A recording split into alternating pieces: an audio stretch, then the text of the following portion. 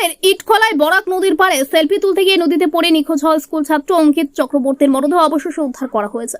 নিখোঁজ হওয়ার 3 দিন পর রবিবার বড়খোলা এলাকার বুড়িবাইল সংলগ্ন বরাক নদী থেকে তার মরদেহ উদ্ধার হয়। জানা গেছে, অঙ্কিত চক্রবর্তী শিলচর নরসিং উচ্চতর মাধ্যমিক বিদ্যালয়ের একাদশ শ্রেণীর ছাত্র ছিল। গত কয়েকদিন আগে কয়েকজন সহপাঠীর সঙ্গে স্কুল থেকে ঘুরতে গিয়েছিল শহরের ইটখলায় বরাক নদীর পাড়ে। সেখানে বন্ধুদের সঙ্গে সেলফি তোলার সময় হঠাৎ পা পিছলে নদীতে পড়ে যায় সে।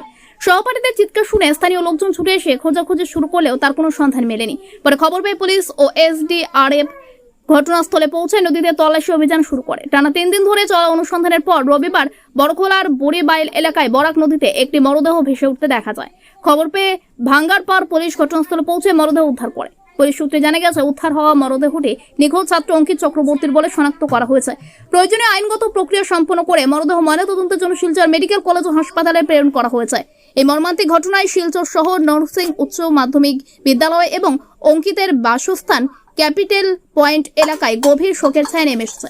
পরিবারের সদস্যদের কান্নায় ভারী হয়ে উঠেছে পরিবেশ।